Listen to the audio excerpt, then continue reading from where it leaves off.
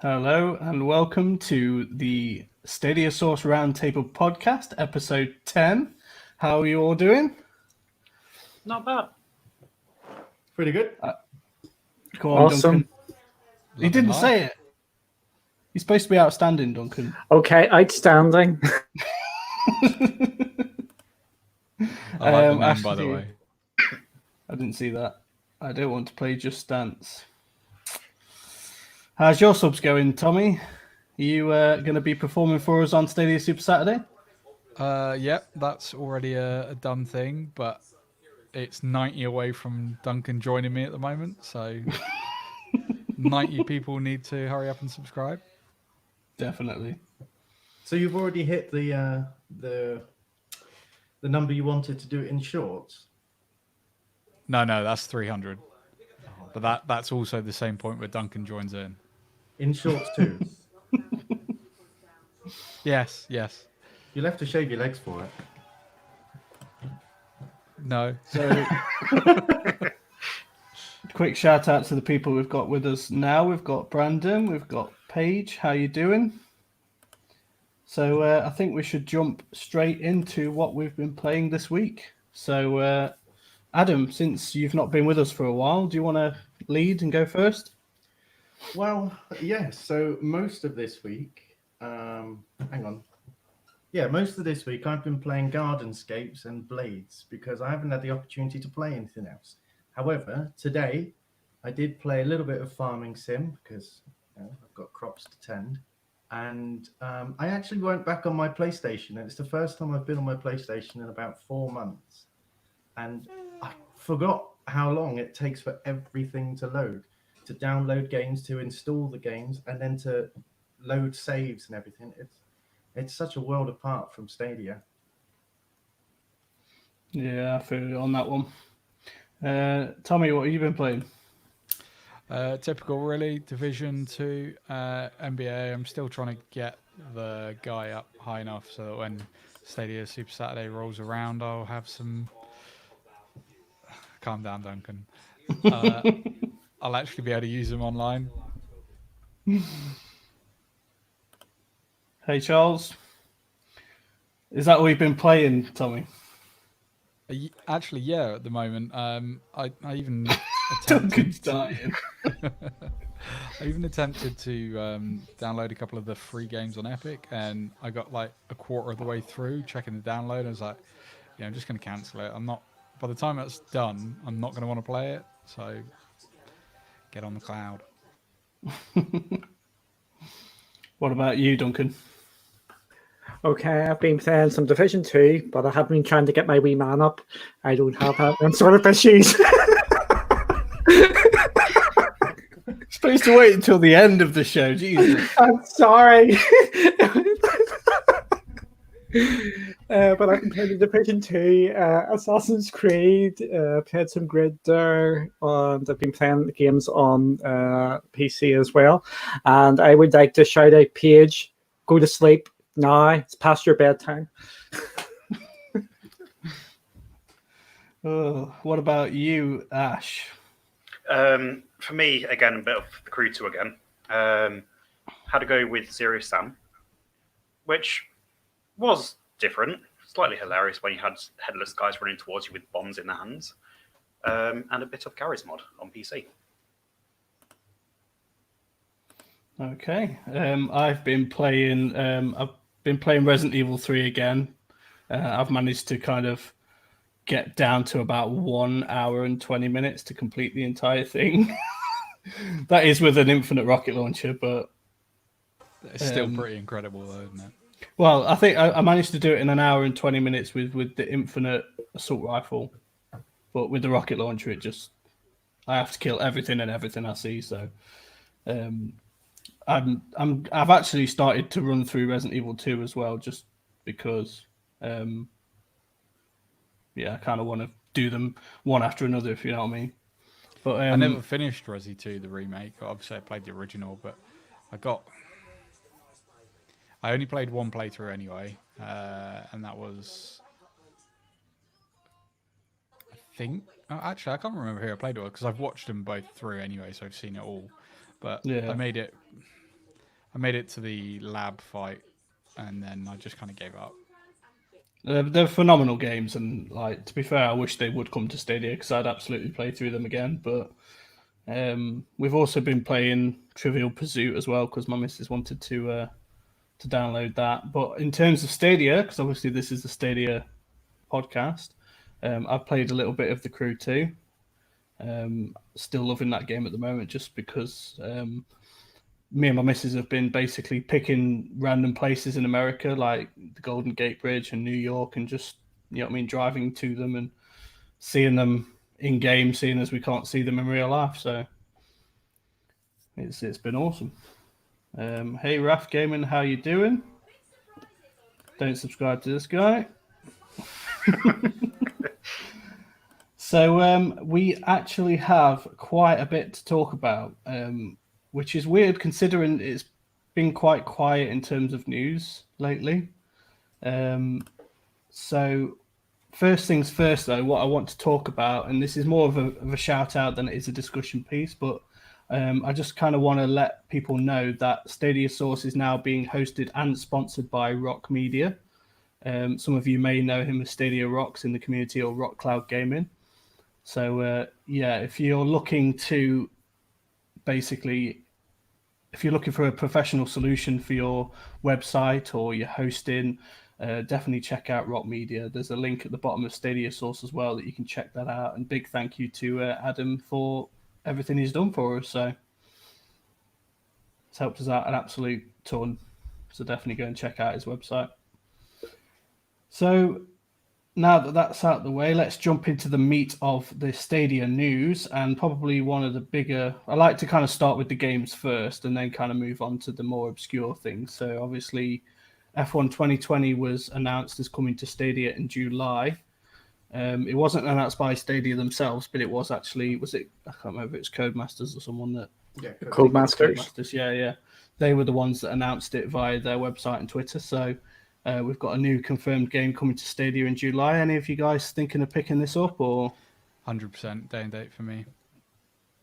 I'm thinking about it, and especially what's going on at the moment with the Formula One. I'm not sure if you are aware, but they're actually running a Formula One esports event, and they've actually got a couple of F1 drivers doing it with streamers and golfers. Ian Poulter was doing it today. And I can't say his name, Courtois of Real Madrid. So the sports game. Sorry, I was just going to say, they've got loads of people involved in that at the moment, and there's even a series on Netflix as well about the esports scene for it. Obviously, because the entire F1 season kind of got brought down days before the first round. That was a new one. I just think it's really actually quite cool to see that they've thrown some serious production into getting an esports scene for it while the real season's down. Yeah, with that, I would love to see iRacing on the Stadia as well, because that's another big esporty type thing, which could blow up on Stadia and be able to stream it and stuff, because I think they're starting to look really cool, and you could actually see, with all the way things go, that could actually be massive. Yeah. Go ahead, Ash. For me, F1 is one of those games that I'm just not really that interested in, unfortunately. But I can definitely see a big market for it. Yeah, I think I'm the same in that camp as well. It could be another one of those red herrings like we found with Supercross as well. It depends kind of what the multiplayer aspect of it's like. I think I have to see more of it before I jump into that one. So, Adam, are you swayed by it? I'm not really big on racing games unless it's simulation. I don't really have an opinion on F1. I've not played any of the others before. However, as this is a two-player split screen, and there aren't enough split screen games on Stadia for me at the moment, I'll probably be picking it up. Especially if they have crossplay as well. I'm really interested to get as many games with crossplay as possible. Don't ask me why. It's just something I'm interested in doing. Have you actually got people on other platforms that you can cross-play with, or is it just nice to have it? It's just nice to have it, you know. I stopped playing PC games about 7 years ago. So yeah, I don't really have anyone to cross-play with, but you know, it just means more people to meet. There's a quick shout out, Robert Kelly. How you doing? Hi to Ray as well. Thank you for being with us tonight. So yeah, it's good that this game's coming out day and date with the other platforms as well. I think that I don't know if it will have crossplay. That's my personal opinion. Although I think there's the tendency to think that just because it comes out on other platforms at the same time, you know what I mean, that there's some sort of connection between the two, or all of them, sorry. But that's just my opinion anyway. I don't know what you guys think on that one. I don't think we'll see cross-platform on this, and the main reason for that, unless it's solely between PC and Stadia, the reason for that is the consoles are not going to be running it at the same rates that we're going to be potentially we on Stadia and what the PC get as. Those games play in photorealism mode to get the most out of them, and the current consoles just can't do it. So it'd be interesting to see actually what we get from Stadia. But I mean, you look at guys playing this right now, they're playing on 2080 Ti's and struggling to achieve 60 frames per second. So it's a big ask, and that's the reason why I don't think you'll see crossplay across the console side. But you very well may get it against PC in a similar way to the Division. And Ray's comment there, need more split games. I'm assuming you mean split screen games. Do we think we'll see that with this game at all? What with that Split screen. Yeah. They've already confirmed it. Yeah, Oh, they have? Yeah. Okay, I missed that one. I remember on split screen games as well in the GDC talk from last year. What happens in the split screen is they run a separate instance in theory. Yeah. So there shouldn't be any performance issues on Stadia if they still are doing that. That'll be good. Yeah, I can't believe I actually missed that one. Oh, and also just remember, I don't think this is on our show notes here. It's just there's a game coming out this week. Oh, remind me what it was. It's not Monopoly. That's next week, isn't it? It's a motor. The MotoGP. Correct, and we're getting that day and date. I know everybody's just with everything going on here. I think everybody's forgetting that we're actually getting a game this week, and I don't think it's going to be our only game this week. I think we're going to get some more. I don't know whether we'll get some more drop, but we'll definitely get some more announcements. With the pace that they're making at the moment, I think they're going to keep that up for a while. Hopefully get packed. Potentially, yeah. I don't think we're going to see that until June, is my personal opinion now. Or just an announcement would be nice. Maybe It's we'll get getting another trailer. frustrating. Yeah, it's getting frustrating with how much content they're pushing out with no kind of end goal in sight. I think a lot of people are starting to feel a little bit like these videos aren't helping. You're kind of showing like 2-minute videos every day, and you're just building the frustration in people that want it. I'm the opposite. It's actually putting me off. I think they're overdoing it. If only there's me coming off the controversial. They're only showing like a minute at a time. It's not showing you too much. I know that the game's actually meant to be quick played and stuff, but it's starting to turn me off it somewhat, unless it comes with crowd play with it as well. Well, it's like either this week or last week, their big announcement was, oh, look, we've got the icon for the store. And that was literally it. I think it could be summed up by when they did their first of the video trailers. And I don't know, I think we spoke about this in a previous podcast, but you looked at the chat and it was like every single person in the Stadia community was in the chat. And then it was like a 1:30 video, which was what he predicted. Victory dance there. So I think after that, kind of people went, I'm not going to be fooled by that again. and I mean, they probably just watch it in jest now. But I can't remember who it was that mentioned it in another podcast. But how many videos have they got? You know what I mean? If this is going to be coming out in, well, when did you say, Tommy, that you think it will come out? June. So I reckon it's going to be June now, and I actually thought it was going to be a May pro game, but I just don't see it happening.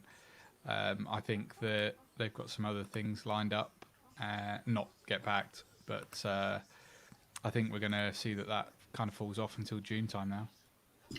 I think there must be saving it for the YouTube stuff.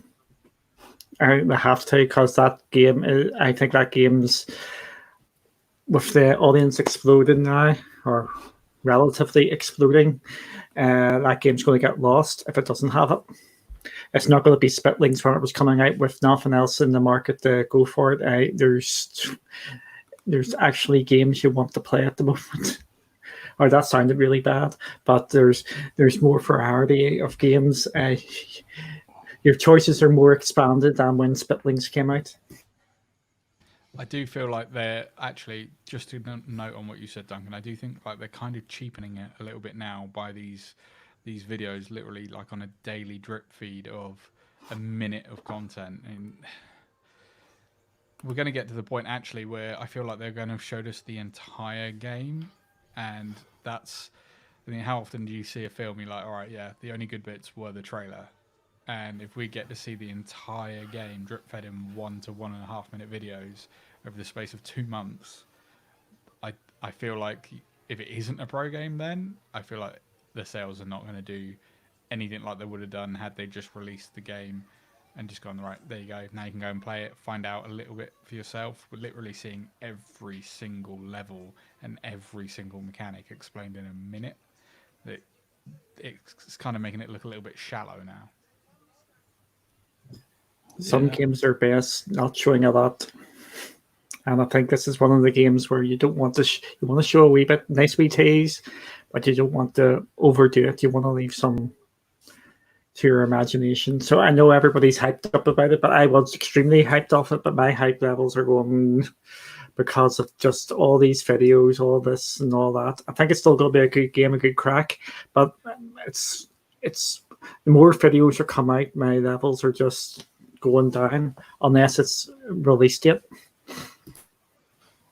Yeah, for me, it's like literally the perfect way for them to do it would be the first announcement could be the first trailer, maybe a month or two later do a second trailer, but give the date, and then just leave it like that, or potentially a third one, rather than, oh, look at this and look at that, and by the time it comes out, you literally know everything. And it's like, there's no real point since I've seen exactly how to play it now. I mean, they could have just merged all the trailers that they're releasing into like bigger ones, if you know what I mean, so we can watch them all in one go. 1 5-minute trailer would be way better than 5 1-minute trailers. Yeah. Go on, Duncan. No. I was just going to say, how many levels did they say that's in the game now? It's something relatively low, isn't it? About 12 or am I even... Between 12 and 15, because I feel like that number's changed at some point, and I think that's probably a miscommunication that we've picked up on, not us here, but the community have picked up on, and then they've kind of shown some other things. Because initially I would have said 15, but then I'm sure I've seen something that says 12. But that makes me think, well, where did we get the 15 from? Personally, I feel like this game was due to come out earlier. I think coronavirus has messed up Google's plans, and this game was meant to come out earlier. And who is it that's developing this? CodeSync. Yep. CodeSync had their PR campaign all labeled and marked out, nice and organized. And then Google's gone, hang on, we're not releasing that yet. We're going to hold you off a couple of months. And now they're like, oh, well, we've already started the hype train. So this is them trying to keep it going. But I agree with you. I feel like they're trying a bit too hard. Yeah, I fully agree with everything you guys have said as well. Personally, I think they need to like lay off the trailers and maybe just merge them, like me and Tommy said. That will kind of wet people's whistles a little bit, enough to get people excited, but not enough to oversaturate them with content. Um, but it's up to them how they do their marketing, and we may be wrong, and we've been wrong before. So we'll see how it plays out, I guess. So moving on to the next one, Stadia did an update recently to version 1.45, and with it they brought surround sound to the Chrome browser, as well as an on-screen keyboard and connection notifications to, I believe that's the phone, that one. So I know a few of you guys have got something to say about some of these. So if you want to take the lead, one of you. Okay, then. Everybody's jumping in at once here. Well, you did the best dance, Duncan, so you can go first. The He's getting dance his was about, practice in. yeah, again, the practice, and the dance was about the on-screen keyboard. I have not seen anything there. Where the hell is it? And Nobody has seen anything yet. yeah, I think that's something's went wrong there. But the big thing, it's not the surround sound and web or the connection notifications. It is the first bit there, 1.45. We've got patch notes for the first time, and they've actually put in the number, and the number is the thing which is the most important, because it goes for up. You would assume the next one's going to probably be 1.5. If the one they're going to announce is going to be 1.5, and do you not think so? I think the next one will be I reckon they're gonna go 1.451 because they 1.46. need to fix this one. Oh yeah, okay then. I was going to say the one they're going to announce. The next major one. The next major one is going to be 1.5, which is a big update, and I think that's where we're going to get our social and achievements and all snazzy things. I think we're going to get the update to the Chromecast Ultra as well. So we can actually get the store in there and see our achievements and all this stupid stuff. So Yeah, I agree with you on that. Right, my take on these updates. So I've done a little bit of research. I've actually been, since that day, which was 3 days ago, that they announced these updates. And usually when they announce a change to something, it happens after the fact. So really, these updates were already available to some people because they do slow rollouts. And this was apparently a slow rollout as well. And I've been in contact with Google support since whatever day it was, Friday, and they have told me to open Chrome in so many different ways. I can't even explain it, like opening it from command prompt, and it's like, for goodness sake, it's not going to make a difference. I don't think that they've actually made these updates live. I think something's gone wrong in the background here. I think they may have shot it out too early. Yeah, being a bit of a computer geek myself, like things like opening it up in command prompt, like I don't see how that's going to affect anything really. It won't at all. The only difference that you could potentially have is opening it up as an admin rather than a public user. But Well, even then, it's something a like web this page, won't- isn't it? Yeah, it's the one frustration I've had with Google support so far is that unfortunately they may be working with the Stadia product, but they know nothing about the product at all. I mean, when I had the issues with my founder controller and I was speaking to the guy, he was really nice and it was a good experience from a customer service point of view, but he was asking me like what these buttons do, where they're located. That's why they wanted me to send them a video so they could see me pressing the button and then give them the idea of what that button's supposed to do and what isn't happening, to the point of I'm fairly confident, and I'm not advocating this at all, I'm fairly confident that you could just contact them and say your controller was busted and send them the video and say, oh, it's supposed to do this and it doesn't. And you would probably still get at least put through to the technical lead, which is what happened. I got a call back from California the following day, and it was a guy on there just saying, look, I've reviewed the video. Thanks very much for sending that through to us. We can see the stuttering happening, so we're just going to give you a credit to go and purchase another controller free of charge. But certainly the initial guy that I spoke to had no idea what I was talking about. If I can just add as well, I want to speak to you about the surround sound available on PCs. Really, this we're talking about. I think You that mean the web? No, I mean web, not the web. Web. That really got me in the thing. I was like, "What are they on about? You can now get it on web." Or the Anyway, web. back to my point. I think they've given us something that no one really needs. I've got to say, I'm quite an audiophile, and not these ones. My old set broke. I only usually use true 5.1 surround sound with the computer. Everyone else uses virtual. There's only 3 companies who make true surround sound headsets. Rockat's one, and I've forgotten the name of the other 2. Anyway, so all these people who are using Dolby Atmos and virtual surround sound, they're not going to get this 5.1 benefit because Dolby isn't yet supported by Stadia. So I kind of feel like it was a redundant feature anyway. You're missing a point there, though. You don't need it to be supported. If you have virtual support, it doesn't matter what signal's coming. It's the software that's dealing with that, not what's being outputted. I get what you're saying about the true 5.1, absolutely, but don't forget that there are people that play theirs through real 5.1 surround sound speakers.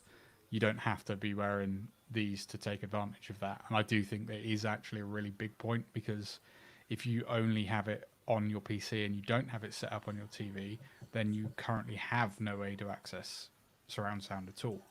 So I do think it is a worthwhile update. I mean, these are virtual, so to me, it has no effect at all. It's not going to get any better for me. And I think if that's what you were getting at a minute ago, then absolutely. Yeah, that's what I meant. I know a lot of people that have a real 5 or 7.1 surround sound system built for their PC and not for the TV. So the fact that they can now use that sound system properly, I think a lot of people will be happy with that. I think from a technical standpoint as well, for them to be able to deliver this over the web, you got to think of it just less as being sound and more about information as well, because you're not just sending one sound, you're sending a combination of sounds or a combination of instructions at the very least for, the different locations of sound, where it's coming from, whether it's binaural and all that as well. So that on top of your video feed, you know what I mean? It's one thing I have been wondering though, is will this increase your data consumption? Because they're sending a lot more. It will by a lot, do you think? 5 times, possibly 6 times. No, it won't be that, because otherwise, if you're playing at 4K on web, you get up to 100 gig an hour. Then, wouldn't you? Audio files are generally. It's not like we're getting FLAC sort of details sent to us. So it is still likely to be like MP3 lossy quality, I would imagine. Don't hold me to that. But for streaming, you'll get more, because obviously, like you say, there is more data. But I don't think it's going to be horrendous. Yeah, I don't think it'll be that much more. Maybe 4 or 5 times the size of the audio file before, but yeah. I've got a question now. I wonder if this means YouTube now supports 5.1 surround sound, because I know last time I looked, which was about a year ago, to test my true surround sound headset, it wasn't supported back then. You had to turn it on in the flags. Well, that could be a question you can have answered for the next podcast. Do some digging. So I'm gonna kind of skip a topic and then come back to it, just because I think whilst we're on the topic that we're on, it makes sense to cover it now. And I think, Adam, you're probably going to be the lead on this one, and that is your findings with the Chrome Assistant. Yeah. So as I said, I've been in contact with Stadia support to get the on-screen keyboard working. And during my sleuthing, I guess, I thought I'd inspect the website, because one thing I noticed is that when you activate text entry on with the Stadia controller, it's almost like the browser thinks a window's popped up and the controller becomes basically useless except for the Stadia button. Like, you can't exit the text entry box unless you press escape on the keyboard. And so I thought maybe it will throw an error in the console. So I just right-clicked, inspected, and then I noticed the references to the Google Assistant. And I spoke to some of you in the team, and we thought at first it could have just been sometimes when you press the assistant button on the controller, you get a little pop-up that says the assistant's not available yet or something like that. But as I read through the 9,000 lines of code, I realized, no, this is the whole assistant. This is it in its entirety. And then I found out that in the smallest file, all I needed to change was one word to bring up that overlay. But I think this is good news, because they announced the assistant for Q1, and we're in Q2 now. You know, it's only 3 months in a quarter. And it still hasn't come. Maybe it's due very soon. Maybe it will be in 1.46, or maybe it'll be part of 1.5. Yeah, and you're quite new to all this programming stuff, aren't you? When it comes to web programming as well. So kudos for you. Yeah. Yeah, kudos to you for obviously reading through what was probably a bunch of gibberish. I know it's gibberish when I read it, and I make websites, and it's just because of the way they format and like minify their script and what have you. So yeah, was the word none to block by any chance, or hidden to visible or something? Yes, you had to change. Yeah, it was hidden to visible. Yeah, I didn't look at how you did it, but when you said you'd done it, I had a look for myself, and I was able to get it to show up as well. Just not over the actual Stadia page, if you know what I mean. I had it on a separate page. Okay. So yeah, I think one of the probably the most, well, the thing we need to talk about the most when it comes to this is who actually really uses the Chrome Assistant on. I haven't. I think that was a legit question. Yeah, that's not to take away from Adam's amazing work here. No. No, it. Sorry, Adam. It's how often are we going to be actually using the Google Assistant? That's I think it's just them just trying to force it in anywhere they can, just like everything else. Oh, actually, I think I can answer that question. I'm just remembering one of the things that they discussed about the Google Assistant is that when you're playing a game, you'll be able to say something like, "Okay, Google, help me out." You've got one, haven't you? You can ask me for jokes or facts. Like, what's the population of Liverpool? I know the answer. Yeah, I think, yeah. Oh, For goodness sake. 141 in 2017. Stop. you have to My tell Alexa it does that all the off. time. You can cue him or her in the middle of a game. Let's say you're stuck, and you can say, "Give me a hand," or "Show me what I need to do," and it will look at where you are in the game and show you a video on YouTube of it'll like bring up a picture-in-picture clip of someone completing that part. Yep, that was shown. To be fair, that was my next point. As it stands at the moment, obviously it's not very helpful other than launching a game, which, you know, I mean, we've got the controller or mouse and keyboard to do that. But the next iteration of the Google Assistant, which, like you said, you will be able to help you in-game as well, that might be a little bit more useful. So it'd be good to obviously have that in place for when that arrives. Google's known for obviously kind of putting, like, crossing technologies over and bringing whatever they can from elsewhere in their ecosystem to kind of make it all one. So it was bound to come eventually anyway. But I wonder how helpful that feature is going to be in terms of, you know, I mean, I could be at a completely arbitrary point in Tomb Raider, for example, and I say, help me out. You know what I mean? How are they going to link what's going on in the game to a bunch of random people on YouTube that have, you know what I mean? I can see them basically just showing you a walkthrough for like the entire game rather than that specific part. You know, and where I could maybe say that they can maybe pull on the level, get the string of the level. Number one, you're assuming that there is someone on YouTube who's made a video tutorial for that particular part. Number two, this is probably going to be a weird one as well, because if you're thinking about a lot of the YouTube streamers now, you get a lot of YouTube streamers that are probably not safe for work in terms of their language and some of the stuff, you know what I mean? Google's going to then promote effectively strangers' videos who they've never vetted before, if you like. My God, You know what I mean? Stadia Arcade might actually get a few. I'm just saying, like, they could end up like just suggesting a video that's totally not appropriate whatsoever for the person playing, and how are they going to moderate that? So this is exactly what's going to happen when Just Dance gets streamed. People are going to be like, how do I play this game? And it's going to be me and Duncan in swimming shorts playing Just Dance. No, but I mean, in seriousness, yeah, you're absolutely right.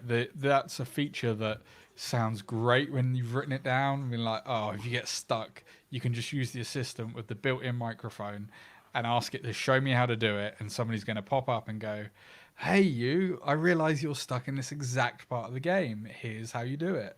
It's not going to happen. You are more than likely going to get sections of walkthroughs of a game that it's going to require you to do a little bit of work to get to the point that you want, providing that it is a game that people are playing. Like you say, I mean, I can't see anybody really doing a walkthrough for a game like SteamWorld Quest. It's not the kind of game that's really going to ever require a walkthrough, right? So if you got stuck, I guess you can't really get stuck in that game anyway, but it's just a hypothetical example. It's going to be useful for the big AAA titles where Assassin's Creed, how do I do this or whatever? Or say we had Resi, something like that. How do I do this boss battle? Then yes, those are the kinds of videos that will 100% exist already in the YouTube library. But it's just something and nothing for me. It's a brilliant idea, but in practice, it's not going to be implemented the way that they've dreamed it to be. I think the only way it will work 100% spot on is first party games or second party, where they've actually going to build it in. I think it's going to be something which the developers are going to have to build in or put like checkpoints in. You're at this point and then it updates, which seems a bit of work to do because there'll be so many key sort of areas. Especially when the game's live grows as well, and you're going to have walkthroughs for every single section of every single game, just in case someone gets stuck at that particular point. So that's just made a question sort of ping in my head, specifically talking about the first-party titles, which we know are going to be with Stadia and likely Stadia only. Do you think that they are going to pay a content creator to walk through that game and put out a series of playing that game? Yes. Specifically with these things in mind. Yes. We've got True Achievements. What's the PlayStation one called? True Trophies or something? Yeah. They get games early so they can put out the trophy guides for people, achievement guides. So yeah, when there's a Stadia version of that, do we have one at the moment? I'm not trying to be... There's just so many Stadia people. Source. I mean, that is something that I've wanted to bring to Stadia Source for a long time. Obviously, I just don't have access to the achievement APIs yet. So, but I mean, once we get those kind of level of APIs and we can build in this different level of integration, I mean, I'm pretty sure that between all of us that are part of it, that we'll have games that we would be happy to go through that process and farm that specific information. I know me and you, Dan, previously have spoke about being achievement whores, and that's something that we've gone to try and unlock every achievement in the game. And that's kind of sometimes the challenge of playing the game is more about getting that than did you even enjoy the game. So yeah, I can see that coming 100%. But at the same time, sorry, I just want to butt in, Duncan. at the same time, are achievements really that sought after on Stadia compared to Xbox and PlayStation? Is that what you were going to say, Duncan? Yeah, that's what I was going to say. okay. Was for me, the trophies are much better to get than achievements, because you go for the platinum trophy and you can say, I have got 25 platinum trophies, and you've done everything in the game, while achievements is just a score, and on Stadia it is nothing. Yeah. Am I right in thinking this is going way off topic for Stadia? But I'm sure at one point there was talk within the Xbox community when the whole achievement thing that it was going to be a currency at some point, wouldn't it? That if you hit certain like numbers, that would become a reward of some form, not necessarily real money, but even if it was like an Store in-game credit. currency, yeah. Well, it's Apparently like it is on us saying to PlayStation, Dan. isn't it? Oh, sorry. Oh my God, he's alive! Which one? You. You. That's I because thought you you two were- are always I thought- talking or you say my points. No, I was talking about this to Dan years ago, that with Xbox, with the Game Store, the way that they could have done theirs as a credit-based kind of thing was, say Dan with his 100,000 G could then use some of that credit to redeem like avatar items. So maybe, again, like you were saying, after you've reached a certain level, you potentially get a discount on games or something like that. Like Ubisoft. Yeah, Ubisoft do it really well, and I guess not that I've ever done it or redeemed anything, but the Microsoft reward program itself allows you to actually purchase things once you get a high enough number of points. I just don't partake in it, so I checked not long ago because I had to log into the Xbox website, and it came through some settings in there, and I had like 170 odd points, but it meant nothing. But yeah, I feel like there's something missing with the achievements in Stadia, where when they ping, they show up normally in a place that actually blocks something that you were looking at on the screen anyway. And I just feel like they're ridiculously hard to find, and they have no real meaning at all. There's no real significance. It may as well just be a chapter completed at this stage, and I hope they do find a way to make it feel a little bit more exciting. And you can't see them in Chromecast. You only can see the latest ones, and you can actually go and 100% this game without having to go into the PC to check out stuff, which I think is a complete and utter nonsense. So hopefully that's coming 1.5. Yeah. If I can just bring us back to Google Assistant. I was about to do that as well. I just wanted to maybe get your thoughts on. I can agree that having Google Assistant is kind of needless. Maybe in terms of accessibility for those less abled gamers, it's probably very useful. But if there's no real point to having Google Assistant, why is Google Assistant on Xbox, and why is Sony developing their own AI assistant? AI is huge. That's the thing. What these assistants are doing for us now is literally not even going to scratch the surface of what they do in 5 years' time. They're going to be so intertwined in your daily life that you will get to a point where you kind of forget how you ever dealt without them. And I think that's why everybody wants a piece of that pie. But a big thing for sort of future side is actually going to be, in terms of the gaming industry, is how games are played. Like the fact that right now there are certain games that people do not care about the single player for. Call of Duty, you don't buy that game for the campaign. There are some people that do, but mostly people will buy that game, jump straight in on multiplayer, and play it for 6 months before they even touch the campaign. If you can introduce a level of AI into these games where playing single player feels the same as playing multiplayer, then you are going to see a massive spike in people actually doing that again. I mean, if you think of Battlefield, when that first came out, it didn't have a single player mode. There were no campaigns in Battlefield when that started out. It was playing against bots, but you were still playing multiplayer. That was it.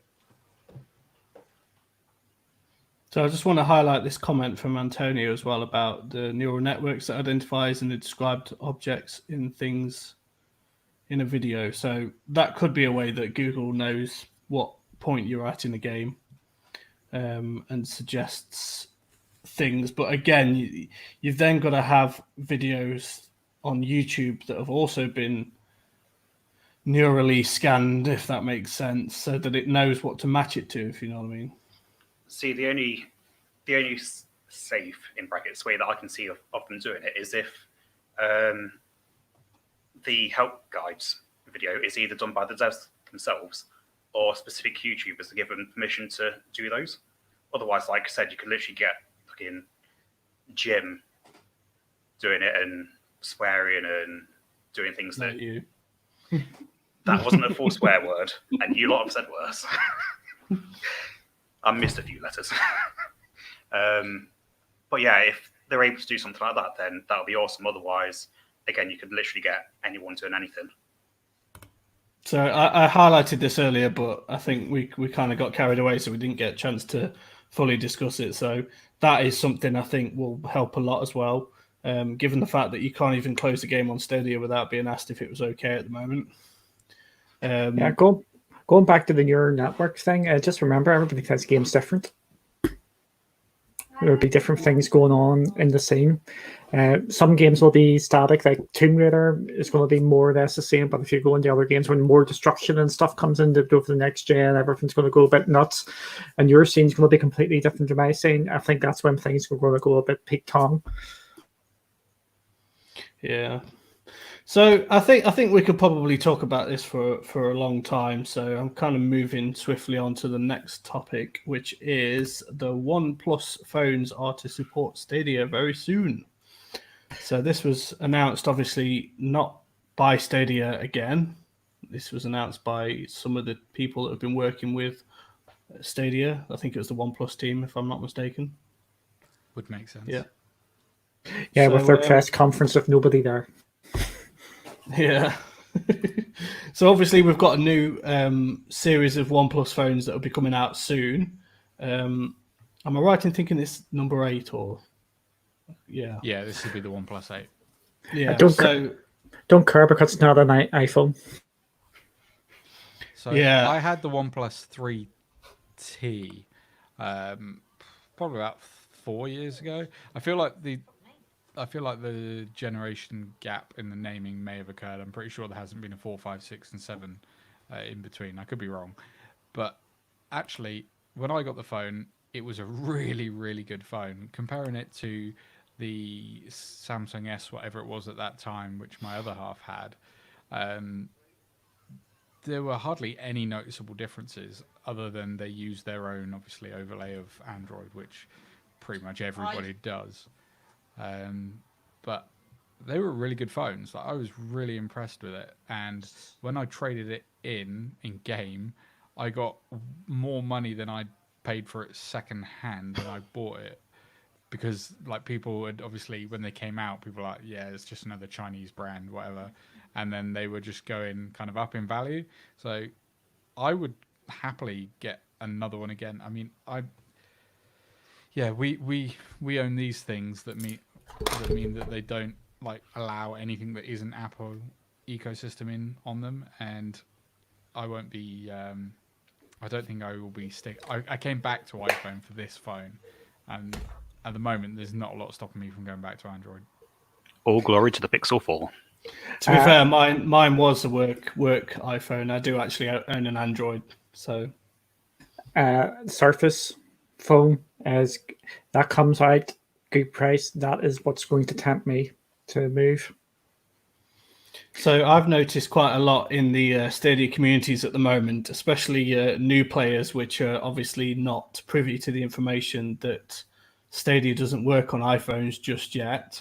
And a lot of them are criticizing Stadia for the fact that you can't play Stadia on an iPhone. Little known fact that it's not actually Stadia's fault that they can't at this point in time. And I'm finding it increasingly difficult to just kind of ignore those comments and just walk away, because arguing with people on the internet, like, you're both idiots. If you know what I mean? I think there's a saying, isn't it? Nobody wins when you argue on the internet because you're both idiots.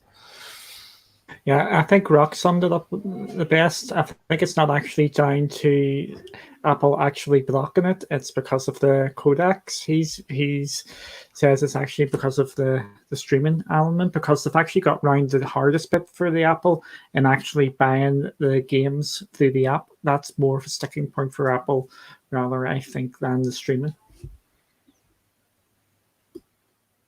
Yeah. And I just killed the conversation there. Again. Ooh. I was just taking in what you I said. know I'm good at that. That's a good hobby of mine. I don't know understand. what it is. I just find it really. I don't get the reason why, like, whatever it is, if they can't come to an agreement on the costings, or if it's just Apple literally not wanting Google in codecs, whatever it is, I just think that they would probably get more sales if this was available, because there will be people that are switching away from their phone just because they want to get access to certain things. I'm not saying Stadia exclusively, but I mean there will be people that are being like, well, I'm getting rid of my iPhone, I'm going to go and buy a Pixel, especially with the 4A being unveiled and so on now. That I just think that long haul, this is not going to help them in any way. And if it is them just on a greed front, then they're kind of shooting themselves. I don't think it's great. I think it's because of the codecs. I think Rock explained it really, really well about it's all baked in and that they're just well behind on it. I don't think it's going to hurt them that too much short term, but if it continues, well, everything starts going towards streaming with xCloud and everything, and it's not on Apple, it is going to start to hurt their bottom line. But I know myself and my family here are all Apple people, and we're well invested in the ecosystem, and we all know it's about ecosystem. So it is going to be a hard sort of move away from Apple for me because of the money which is in there. But you would go if you're not getting what you need eventually. It is where the tipping point is. It's a hard transition. Moving from an operating system to another operating system, regardless of device, is not easy. I remember I'd been with iPhone since the iPhone 3G, and then You're boring now. Yeah, I know. Dan just said I'm boring you. Everyone heard you. Go on then. But I moved to, I think it was the S3 at the time, and I had it for like 2 weeks and I took it back. I was like, I can't deal with the change. It's so far removed. But this is the first iPhone I've had in a long time, and nothing makes me pick it over an Android device now. And I mean, I haven't even installed the Apple Arcade. I haven't even looked at it. So I just don't see that why they aren't willing to develop things with other people. Yeah, it's a bit of a weird one. I've got a question. Right, Duncan, you might be able to help out here. You're an IT guy. I nominate Tommy. So all of us who have Android phones have probably used, or Android tablets have probably used the workaround, either whether it be the JavaScript workaround or the Chromium app to access Stadia on our phones and tablets, just to try it, or to as a way of actually playing Stadia. What I want to know is, why are they individually cherry picking Android phones to allow access to Stadia through the app? Because Android's more fragmented and they want to keep it in the control grip before they start pushing it out, would be my thinking of it. If this is why iOS gets, you used to get the apps a lot quicker than Android, because you knew exactly who you're developing for iOS. On iOS, the chances are 9 times out of 10 they're going to be in the latest version of the firmware. So new firmware comes out, you know it's going to be it. On Android, it is split between everything. So it's actually easier to develop for Apple devices. So this is why they're cherry picking the newer sort of devices, because they know what version of Android it's on. That's what I'm thinking. What about you guys? Yeah, interestingly that you say that. Sorry, Ash. That's right. That pretty much every phone that has it so far, bar Samsung, they have very, very small differences between stock Android overlays and whatever their own version of Android is. And I think that has a lot to do with it, because if you look at the Asus phones, they run practically stock Android. They still rebrand it to whatever they call it. OnePlus has its own variation, and if you put them next to a Google phone, you can very barely tell the difference in how the operating system looks in terms of the icons and the buttons. Obviously, Samsung have a slight difference, but they are probably the biggest manufacturer of Android devices that are flagship phones. So I think that actually what Duncan said then was a really good point. They are picking the people that like to change the least amount of the OS as possible, so that they know that they can bang that app out and it's going to work. Yeah, I was going to say similar to you that basically when it even just standard updates for an Android, like obviously Google make it, Pixel will get it first because it's their own brand, they know how it works.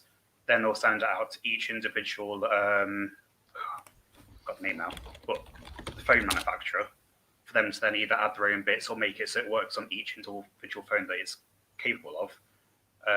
Which I believe that's what they're doing with the app as well. It's like as soon as that came out, instantly, because it's a Google brand, Pixel's got it straight away, and then slowly it branched out to all the others. Do you think it's got something to do with the fact that they obviously need to do testing on many different devices as well to make sure that they can deliver a consistent experience across many devices? So, I mean, you kind of want to save up quite a few and announce them in one go and just say, right, from this moment on, all of these range of phones will work. We've tested them. We know it works. We don't have to do any special magic to get them to work. Or maybe something that older phones are just missing that they can't bring it to. Yeah, I think it's playing to Android's biggest strength and Android's biggest weakness is it's all customizable. Everybody does it different. So depending on their budget, you can go for a cheap phone or you can go for a big phone. It's basically an iOS Android thing. All the positives with Android, because it's all fragmented, they do have to cherry pick them. I know Microsoft is doing it slightly different with their xCloud, but Stadia are going for a more pickier sort of way, probably to make sure it works absolutely spot on for them before they start branching it out. I don't know whether it's done. Oh, go on. Carry on. No, you go, Adam. I don't know whether it needed to be done on a per device basis, because I bought into Sony phones so that I could play my PlayStation with remote play, because at the time they were the only phones that supported it, and then recently they've said that everyone can use remote play and you can use your DualShock as long as you're on Android 10. The app works fine, but you have to have Android 10 to be able to plug in your controller, and they don't allow third-party controllers through the remote play app. So surely Google could do something like that, where they say, as long as you're running Android 10, it will work, and then they can cherry pick the ones on a lower operating system or earlier operating system.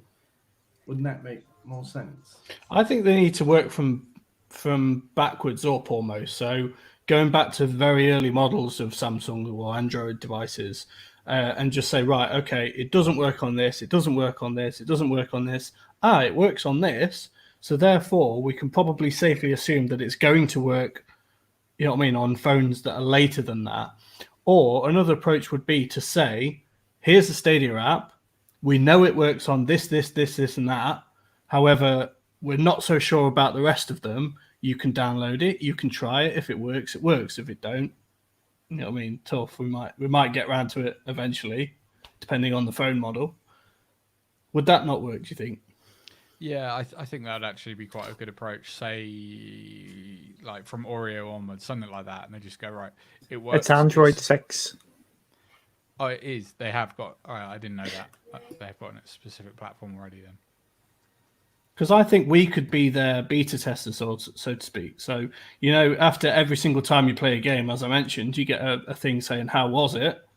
You know what I mean? you'd notice a trend surely from people that had a phone that wasn't supported of them saying no, it doesn't work, or if it does work, they would say so, and then you could kind of rule out that going forwards and say, okay, maybe it doesn't work on this phone.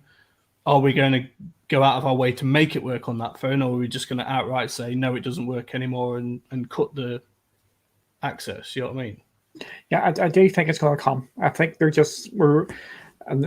we're still in the soft launch, if you want to even call it that sort of thing. So I think they will flip the switch eventually and go everybody Android 6 and above and go. But I think they're just trying to stagger it out and just try and hit the big name phones, the phones with the most user base before they roll it out to everybody else, just switching it on just in case there is any sort of differences. Don't be surprised maybe in this 1.5 update to say, there you go, flip a switch. Anybody Android 6 or above, away you go. Is that Duncan's prediction of the week? I've made 2 predictions of the week.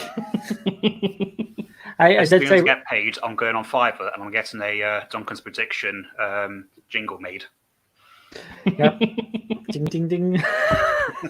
But I did say I think we're getting more than one game this week, and I think that could be one of the other things is they're going to just switch on more phones now as well.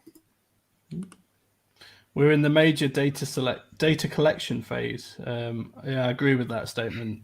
We have been since launch, I think, and probably will be for quite some time as well.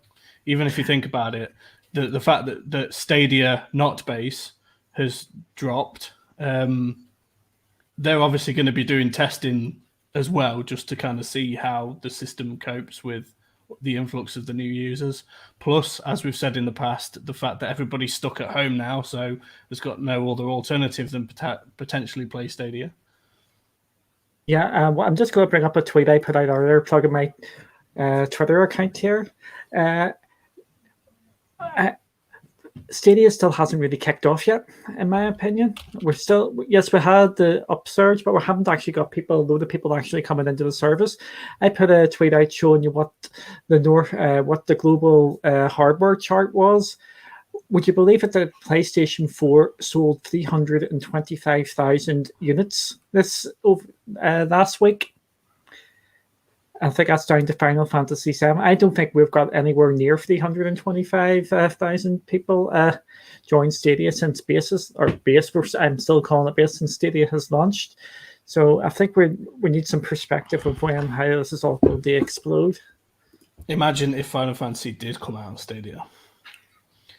Because I know fine well that that's one of the reasons why I'm not playing Final Fantasy is because I don't want to go out and buy a PlayStation just to play that one game. We've mentioned it before again in this stream, I think. If you could just buy it on Stadia, you wouldn't need to buy any hardware whatsoever. Yeah, next year it's coming. It's got a year's exclusivity. Yeah, but we don't know it's coming to Stadia, definitely.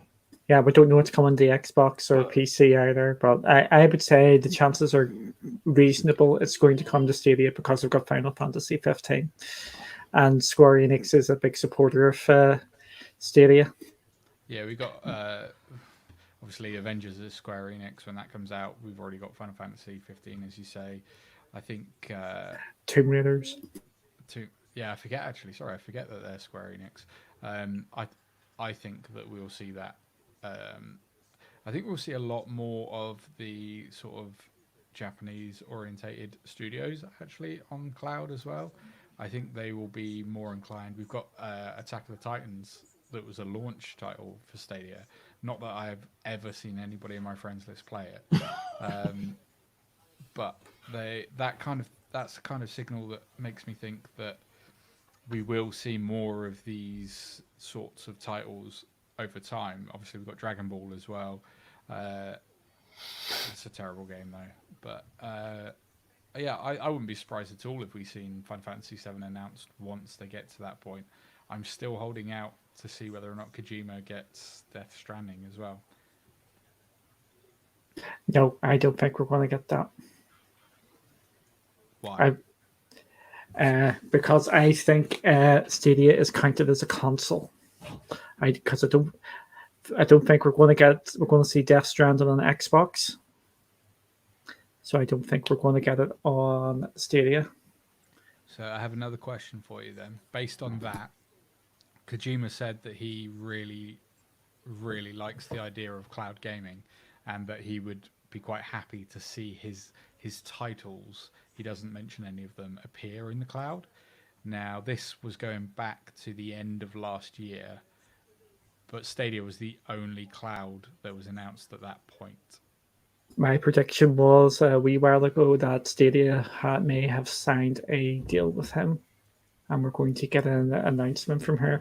Do you want that as the big one for the big Duncan prediction thing? But I think we may have done that a wee while ago. But I did have a prediction that he may have signed a deal with Stadia, and that could happen. So the only problem with that I have is if Sony get the rights to MGS, Silent Hill, and all that, they have already said that Kojima will be working on those titles. So if they get those deals, then that doesn't make sense, because we are not going to see the PlayStation exclusive Kojima titles come to Stadia. Once if Stadia get them. What, as in Stadia beat Sony to buying the rights? That would be...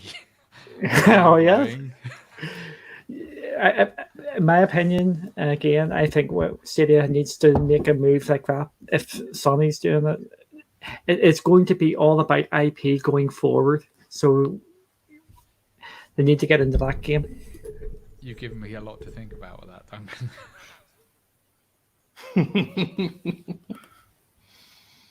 Definitely. Let's move on then, because I know we're kind of coming to the end of the show almost. So I want to kind of make sure we have a chance to talk about everything we've got on the list. Duncan, I think this is more of a one for you, as soon as you wrote the article. Family sharing coming this year. Family sharing's coming this year. It was in tweets. There you go. There you go. End of discussion. No, definitely not end of discussion. I know for a fact that Adam is bursting to talk to us about this. Wow. Okay, so after reading the teardown, I believe this is where I got my information. Where in the teardown, does anyone remember who did it? Was it 9 to 5?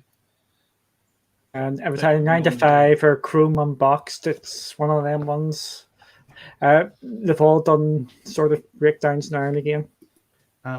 So after reading one of those, it's they found strings of text, and one of them was that you wouldn't be able to use the same game at the same time through family sharing. Now, we don't know whether that's going to be the case, but I think that if they take that road, it's going to leave a really sour taste in my mouth. I really love how PlayStation lets me play with my partner the same game at the same time. That's family sharing. I want to play the same game with my family, not different games at the same time. But as Well, we think haven't of it. got Think any of it as a confirmed DVD. details. Sorry, go on. Think about it as a DVD. So you basically go to the shop, you buy a DVD, or you buy a digital version of a video, and you all sit down and you all watch the same video. You haven't got to buy it per person. I mean, if you go to the cinema, yes, fair enough, but you haven't got to pay per person to watch that program. You just watch it, and it makes no sense to have to, like, for example, if I had let's just say I had a child and he was old enough to play Call of Duty and he wants to play in the same, he's upstairs, I'm downstairs, we want to play the same game. Why would I as a father want to go out and buy that game twice? Exactly. It makes no sense. You wouldn't want to. See, the way You I wouldn't know want about to, but you'd it have is, to.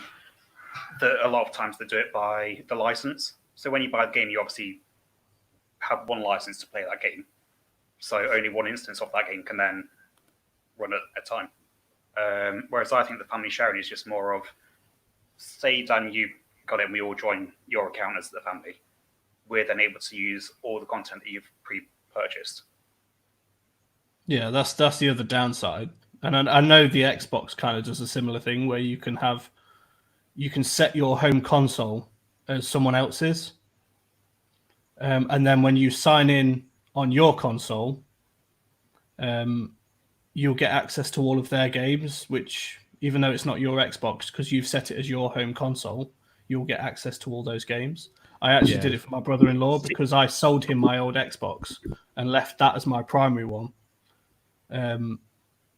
Stadia Source does not condone any of this behavior. Yeah. So obviously we get access to it. I mean, I still have access to any game I bought, but if he buys a new game on that Xbox, I still get access to it, if you know what I mean. Because I done Yeah, it with you a know what I'm trying friend to say. that I work with, exactly the same thing. We set each other's Xboxes as our home Xboxes and then Yeah. put our alternate accounts on each one, and it just meant that whoever bought the game, we both had it, so you could share the price of a game essentially. But I don't think that that's what we're going to get. The way that I see this happening on Stadia is from the things that we've seen so far is you'll be able to play the same game as the same person in the house, just not if it has an online multiplayer element. That's going to be the point where it hangs up and says, no, you need a separate license to play online. But if I'm playing, I don't know, say I'm playing Spitlings and one of the kids wants to play Motocross 3 or whatever, I don't think that'll be an issue. I think that'll be absolutely fine, providing your internet can handle 2 instances of Stadia at the same time. I just see it being, as I think Dan alluded to, the DVD sort of thing. Everybody's got access to the games, but you just can't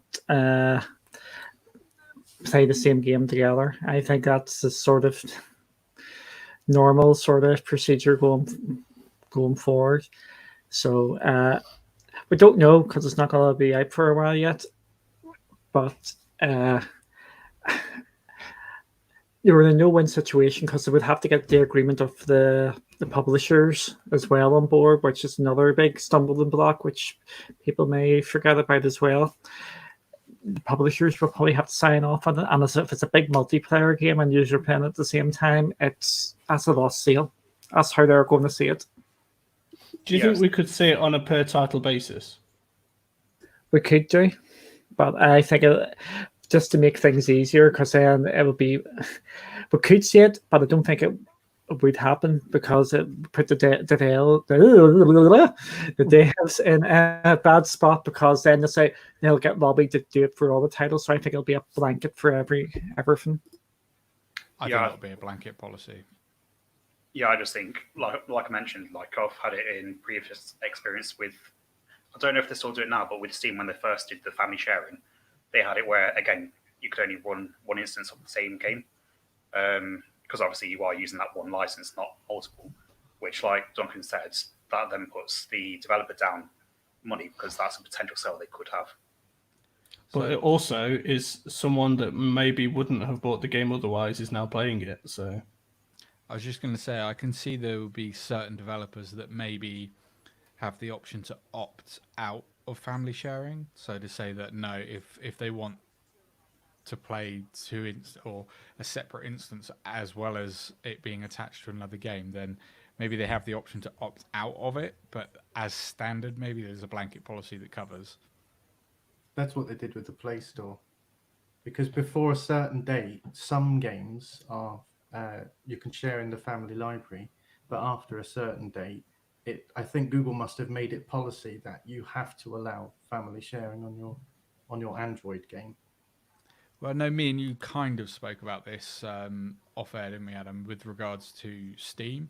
So obviously on Steam, you can set up family sharing and you can add multiple accounts to that. And I have 3 different accounts on Steam and games tied to each of those. And it wasn't that long ago that I tried to play GTA 5 and it let me launch the game. That wasn't an issue. As soon as I then tried to play online, it then came up and asked for a product key. And it also had a message on there that I can't remember it verbatim, but it was along the lines of, if this is a shared account, you need to repurchase the game and enter the new game key. So it would allow you to play the single player element of GTA 5 via family sharing, but as soon as you wanted to play online and nobody else was playing it on the other account, no, you need to repurchase a license for that. And then obviously about God knows how long it was, but they actually launched GTA Online as a separate element anyway, didn't they? So that you could have just that without the single player. Yeah. So moving on to the next topic then. This is something I just want to quickly talk about. I know we've got one of the team members leaving soon, so I want to kind of cover everything as quickly as possible. So, and this was, I don't know why that's scrolling. Give me a second.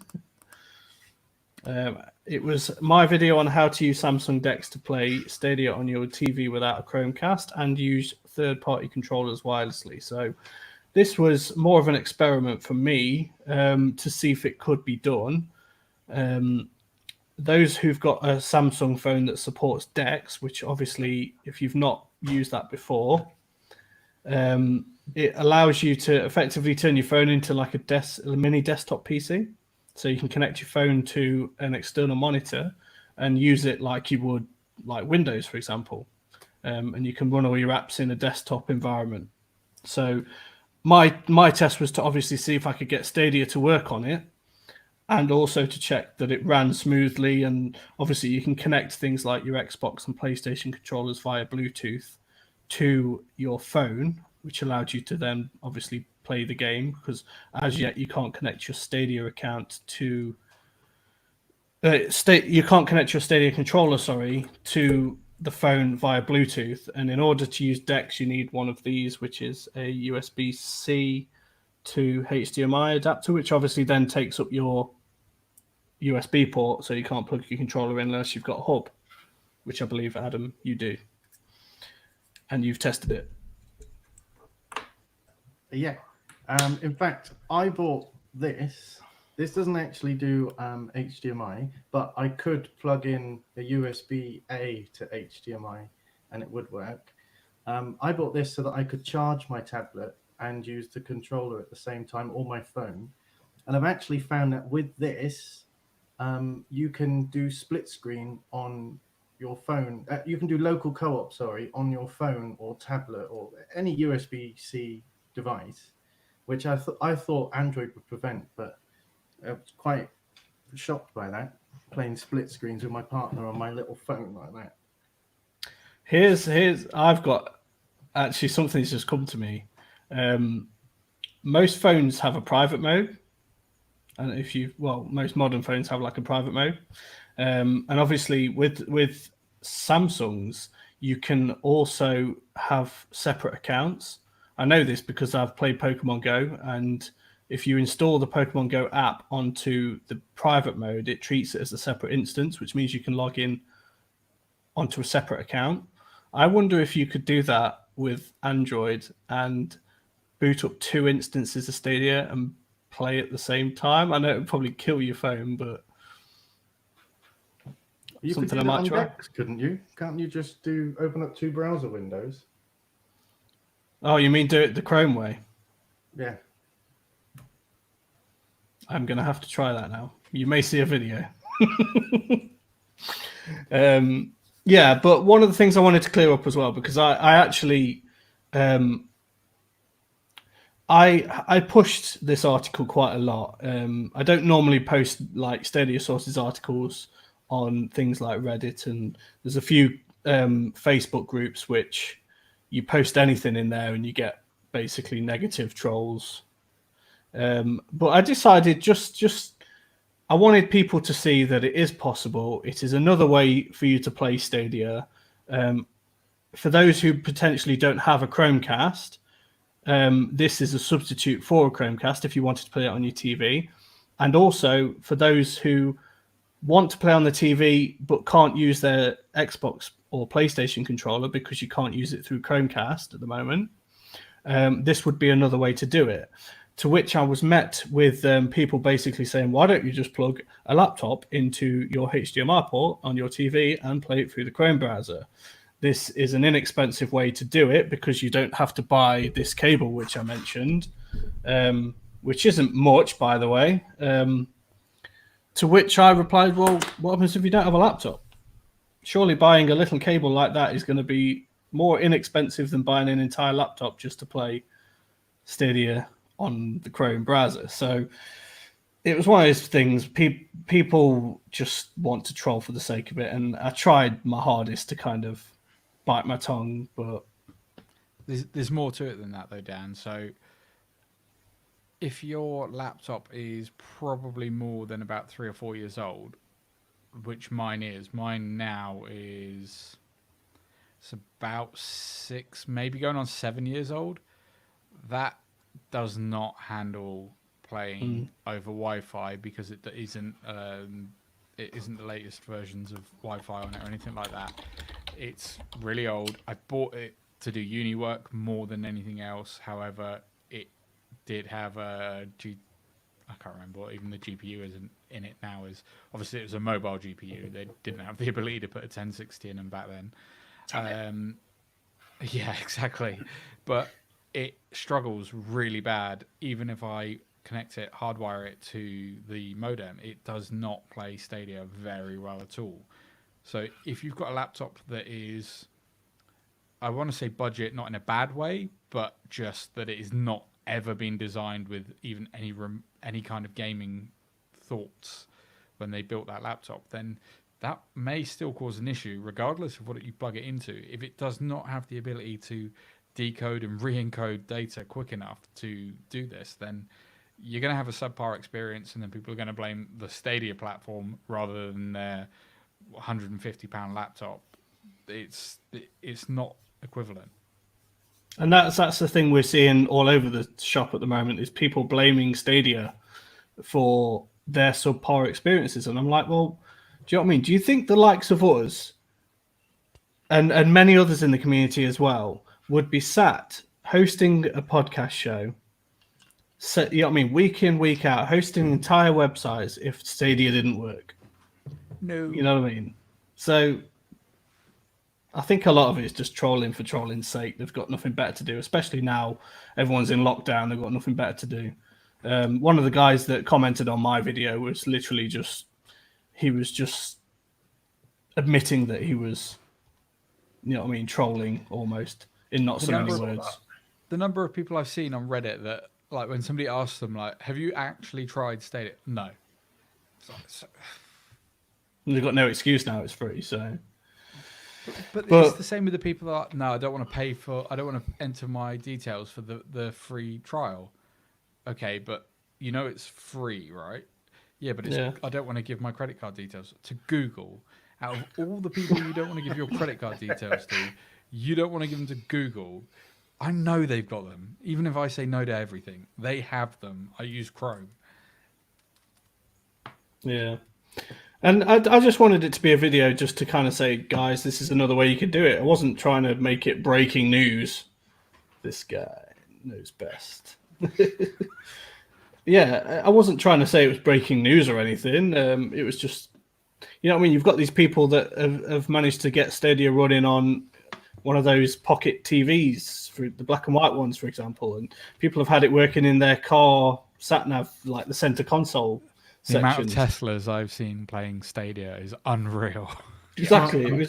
That's all it was. So I don't know why people took it so seriously, to be fair, but I'll take one as a test. I'll take a test Tesla to see if Stadia works in it. Yeah, go on, since they're giving them away, why not? They don't trust you kind of people. They need a Chrome update anyway to play it on this Tesla. Yes, if you are running the standard Tesla, then yes, you do need to update it. And the amount of people that have been posting information on how to update their Teslas to play games, not specifically Stadia, is unreal. I bet Elon is just sitting there like, when do I do it? When do I press the button that just makes me another million just to really roll out like gaming mode on the Tesla? See, going with the connection that Dan was on about, I've said this before and I'll say it again, it all goes down to, firstly, what someone's speed is depends on how good the quality is they receive, as well as what's going on their network. Well, it's not just that, it's the device they're running it on, whether they've got the right settings on some things. And you could argue that getting it to work can be a fuddle sometimes. But that's just the way it is. It's Here's a good example mostly of that. user error. Huh? My best mate had my first buddy pass, and he lives roughly 7 miles away from me, but geographically we're in the same area, have the same internet speed available to us, we're on the same ISP. Stadia will not work for him, and he's tried it on 3 computers. Now, they're all old, none of them are new. He doesn't have a new computer. I think his laptop is the newest, and that's about 4 years old. But he even took it to work, where he's just running like a very bog standard workstation PC. It's not, they're not networked into huge networks or anything like that. There's only 7 people in the warehouse. But he's tried it on all of these devices, and it's unplayable. I even went round to see him play it, and I'm like, you've got to be doing something really stupid. They don't have a VPN. I tried my hardest to get it to work, cannot get it to work. Just does not work. Now, that just shows that there is still a hardware element. Not that it's unable to play Stadia, it's unable to deal with data transfer. That's what the issue is. Nothing there was quick enough to decode everything and then re-upload it to make that seamless experience. Now, that's the only issue I have with the advertising for Stadia, is they're like, yeah, it works on all screens. Well, it doesn't. There's still an element of, if you'd pick up I don't know, what's the earliest Wi-Fi phone that's available? It's not going to work. And it's never going to work. But there still needs to be an element of either, I don't know if it's hardware acceleration even, just something that is not able to deal with the transfer of data down and re-uploading it again. Yeah. I just want to throw out there as well, before we move on to the next topic, that when I was playing on Samsung decks, I think I experienced 2 instances in the space of about 40 minutes where it kind of hitched a little bit and I got a few blocks.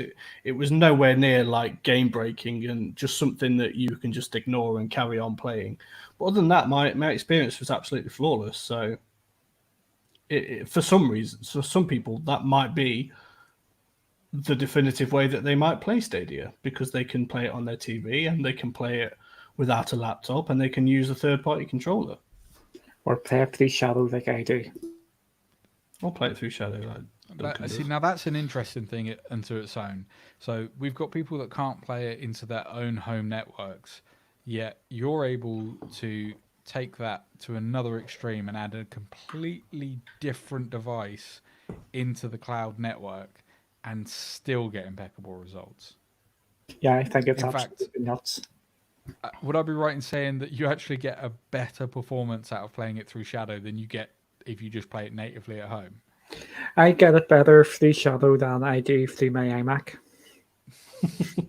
So that's how crazy this is. You can send all of that data through a completely separate node and then back to you with no latency.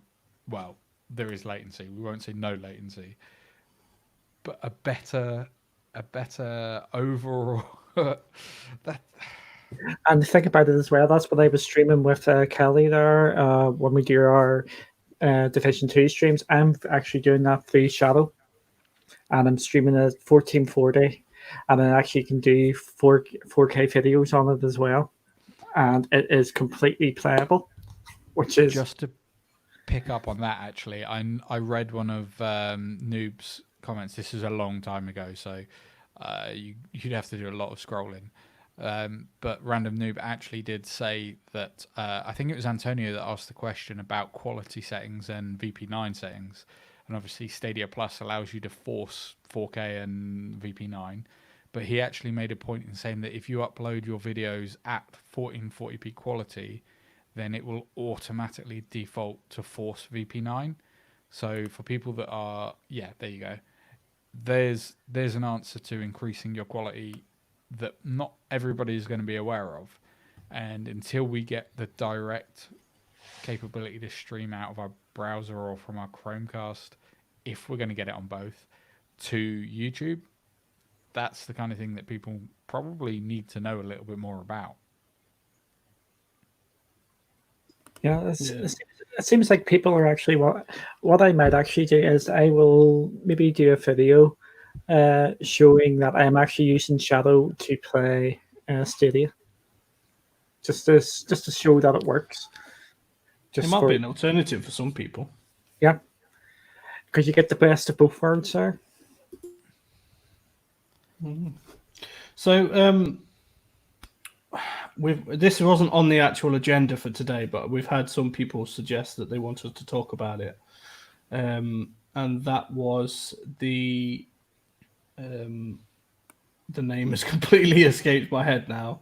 Is this the upgrade, Stadia 2.0? Yeah, Stadia 2.0, which was mentioned on today's episode of Stadia Cast. For those who didn't watch it, basically,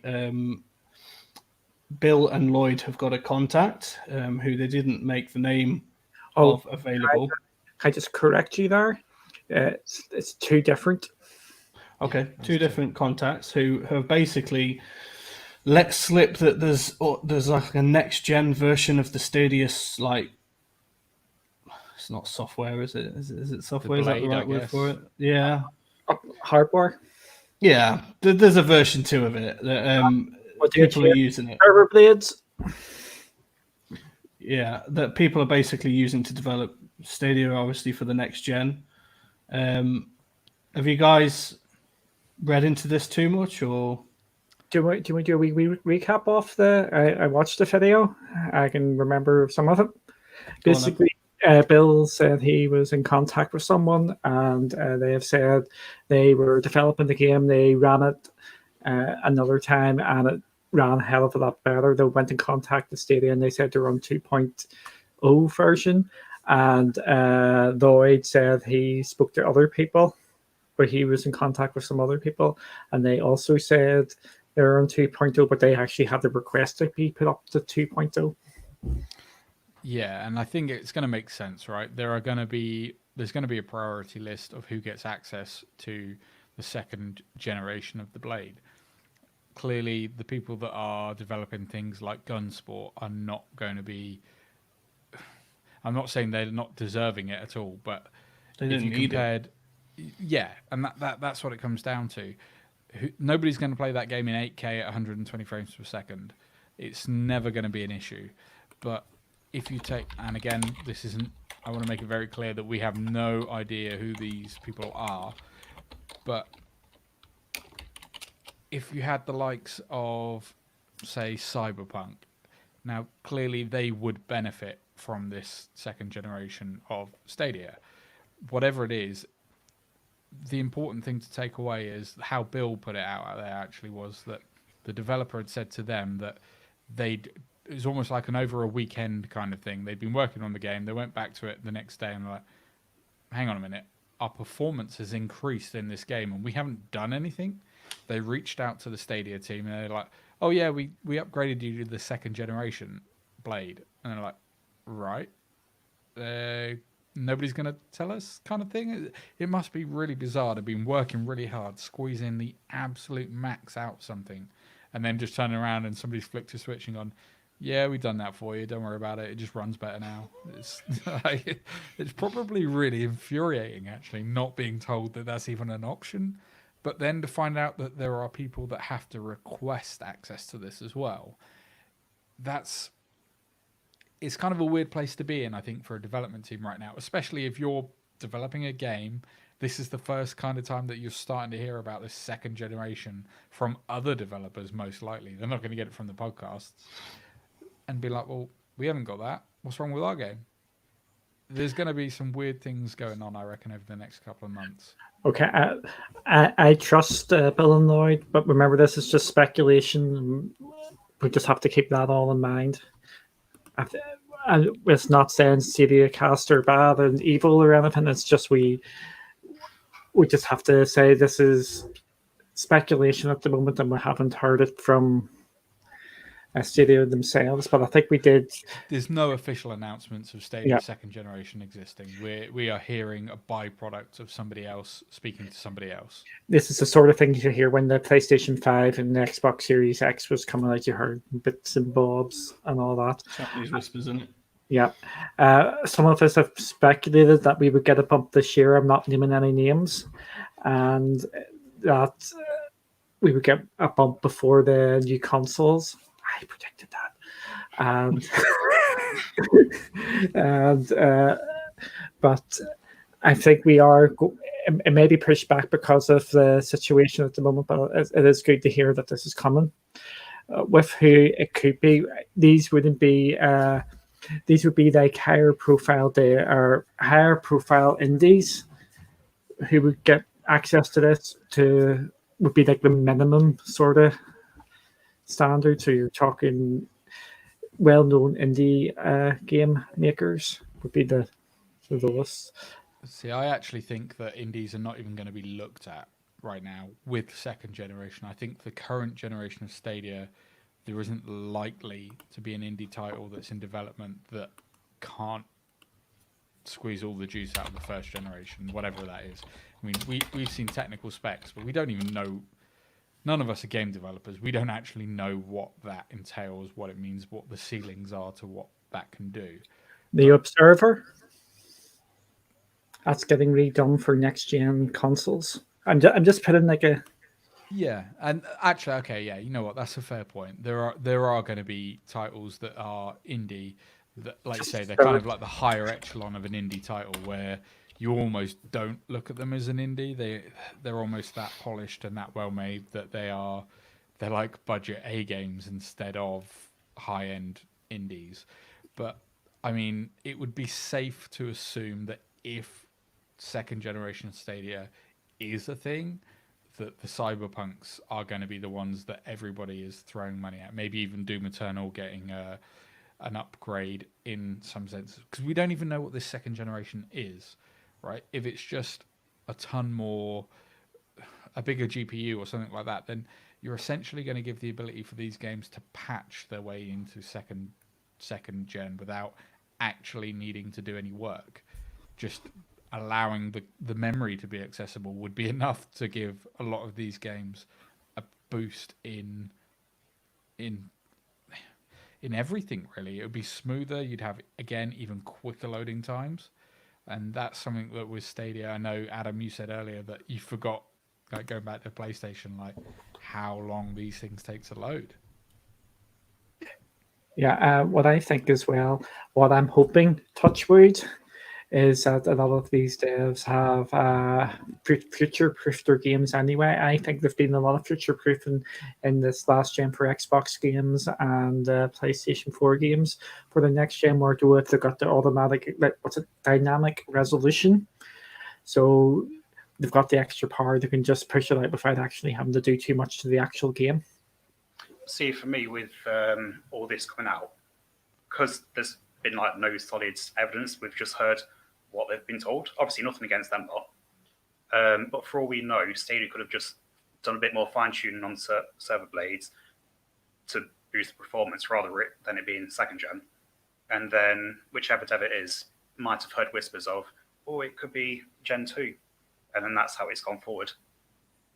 Yeah, that's the thing. It needs to be careful. We certainly don't know that Gen 2 exists. And whilst one developer's idea of this being two developers may be perceiving this as Gen 2, we don't know what that entails. It could literally be an upgrade in GPU and nothing else.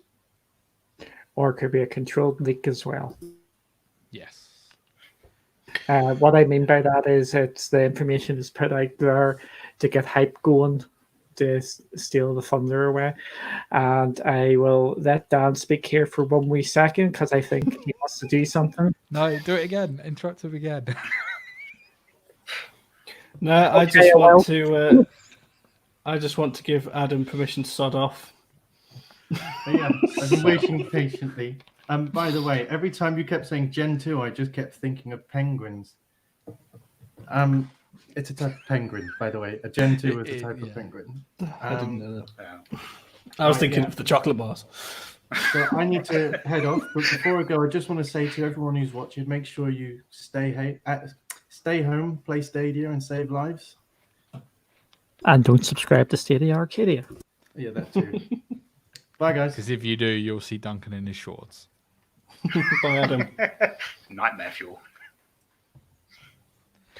So yeah, we've only got one more topic to cover, and then that's the end of the show. So this last topic is Gamescom. 2020 has been moved to digital amid the coronavirus pandemic. So good news and bad news. Obviously, the good news with this is that we may get to see more of it than what we probably would have had we not got tickets to go to Gamescom ourselves. The bad news is obviously you don't get to go to Gamescom. So, Like Eve, off you go, Thomas. I've said this a couple of times now. I'm all for every platform going as digital as possible, because even if I pay out the stupid amount of money that it costs for me to fly from here to, actually it's not that bad for Gamescom, but again, take an E3, it costs so much money that it's essentially not possible to do. So for me, digital platform is much better. I can consume it in the comfort of my own home. I can see everything I want to see. I can pick and choose much easier. I haven't got to miss something to go and watch something else. It's just we live in such a digital age now that everything is on demand. I kind of prefer this platform, if I'm completely honest. Whilst it'd be cool to go there and get the free stuff, that's probably what a lot of people actually go for, because nobody goes there to queue for 8 hours to play 10 minutes of a game that is in such a poor state of build that they walk away going like, I can't believe I wasted my time to do that when something really cool happened over there with an indie. My feeling is the same as E3. It's an opportunity for Stadia. If Stadia comes out and said, "Here's your Gamescom package. You've got access to X, Y, and Z for the next week," to demo it, would you pay like £5-10 for that? Definitely. I think that's a massive thing, right? If they offer like you buy like a virtual ticket, but that gives you access to demo the games that are on display, they're going to make way more money than they've ever made before. Yep, and if it's only available on Stadia, you could see even the die-hard Xbox fans and PlayStation fans. But that brand loyalties will be out the window if they can say they can play their next Assassin's Creed, demo the next Assassin's Creed, demo the next FIFA in their house on Stadia. I think instantly, no downloads. I think that will be the game changer if they do it. I wouldn't be surprised if they do it, and I wouldn't be surprised if they didn't do it. It's Stadia. The only thing you can predict about Stadia is that they're unpredictable. Now, I have a very, very high inkling that Stadia are going to have some sort of announcement at Gamescom. I may have had a little birdie told me as well at some point in the past. It was a while ago, so I can't really comment too much about it or even confirm that it's true, but I do have my suspicions that there will be at least some presence from Stadia at Gamescom. Yeah, well, I mean, we need it, right? And not from a Stadia needs more games perspective, but we are seeing the rapid inclination of games added and announced almost on a weekly basis now. That 120 games that I've been banging on about, saying, look, guys, don't get your hopes up for 120 games this year with the current state of the world. Doesn't seem like Google are worrying too much about that. We're still seeing games announced almost weekly. I know we didn't. Am I right? We didn't get anything last week. The last things that we had now were Gunsport and the Republic. And Monsters. And Monster Boy. But they just, I mean, 3 games every 2 weeks, regardless of when they come out. They're just telling you, yeah, it's coming. Yeah, now this is coming. Now this is coming. It just hasn't stopped. We were all starting to get a little bit worn down by all of the trolls or whatever you want to call them that were there going, yeah, well, you just don't have any games though, do you? And all of a sudden, it's like somebody just really kicked them up the arse and they just started churning out, yep, this is coming. Now this is coming. Obviously, we're now seeing people speculating about Cyberpunk adding officially that Stadia is coming day and date. Although we knew about that months ago. It is still speculation, though. They haven't actually confirmed that Stadia is getting it day and date. True, but the ones that have been floating around, I think I wrote it in the Discord earlier. The fact that you can see the Stadia logo on the page, the pre-order page that says September the 17th. I posted that 3 months ago, so I'm not quite sure why it's resurfaced as news. I want to be clear. I don't think we have any worry at all about getting it day and date. But I know that there are a lot of people that are saying that whilst it's on the website, whenever you see a publication, Stadia logo is not present. But then it wasn't on Doom until right before it came out. Now, Doom showcased on Stadia. To me, there was never actually a real worry that that game wasn't going to come day and date. You don't put that kind of thing. You don't get YouTubers in to come and play the game so that they can show people playing your game to then turn around and go, you know what, we're not sure about your platform anymore. It's just not going to be a thing. These games are going to come to the platform, and I think people are just still a little bit worried that people don't like Stadia and that's going to impact things. In 6 months' time, I don't think you're going to find people mocking Stadia. There may be people that say, like, I tried it, it didn't work for me. That's always going to be a case. It's an internet-based thing, and the infrastructure isn't the best around the world to play these things. But Duncan has very kindly pointed out that probably if you're not able to play it very well in your house currently, try Shadow and see if it works better through there to your house, because it probably will.